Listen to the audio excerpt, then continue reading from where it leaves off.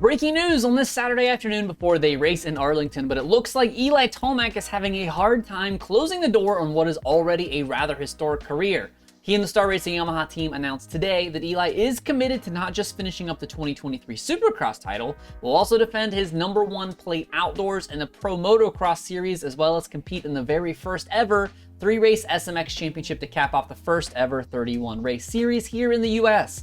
This is great news for fans as well as both Feld, who owns Monster Energy Supercross, and MX Sports, who owns the Pro Motocross Championship, as having the biggest 450 star of the last half a decade stay in the class to clash with Jet Lawrence, who many have penned as the future of the sport, as he makes his 450 debut this summer and beyond with the factory Honda HRC team. This is not good news for Chase Sexton, who was hoping to be the favorite outdoors after taking Eli to the final moto in 2022, nor is it good for the 2021 champion Dylan Ferrandis, who has struggled to stay healthy since that championship win. He has missed at least a quarter of the 3 series since. Eli is already a 4-time 450 Pro Motocross champion, which puts him second behind only the GOAT Ricky Carmichael in outdoor prowess, but he does have some single race accolades left to tackle outdoors. Winning 7 or more overalls would be a massive task, especially since the outdoor series has been shortened to just 11 rounds, but that's how many it would take for him to tie Ryan Dungey for second overall in overall wins. The #3 is also just 2 Supercross wins away from tying James Stewart for second all time, and if he can win 3 of the remaining 11 rounds this year, that would put him outright second best behind only the King, Jeremy McGrath.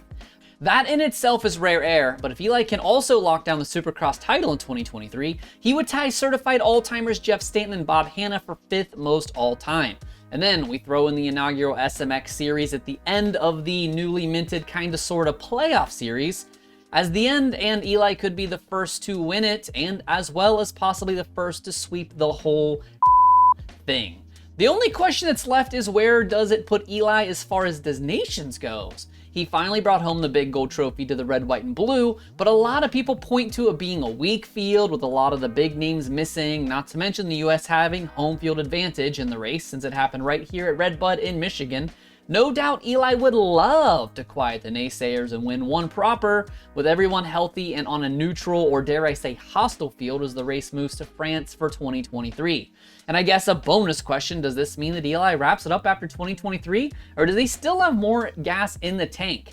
The sport is due for a mass exodus, as the top 10 of the class are all staying fiercely competitive, well past the point that Ricky, Jeremy, and the Ryans walked away on top. But if these guys are still in race-winning condition, who are we to stop them from giving us some of the best racing we have ever seen? Let me know in the comments, do you think Eli wraps it up after the SMX? Does he do Nations, or does he keep racing into 2024 and beyond? Don't forget to like the video and subscribe to RotoMoto for more breaking news and analysis like this. Thanks as always for watching RotoMoto. My name is Donnie.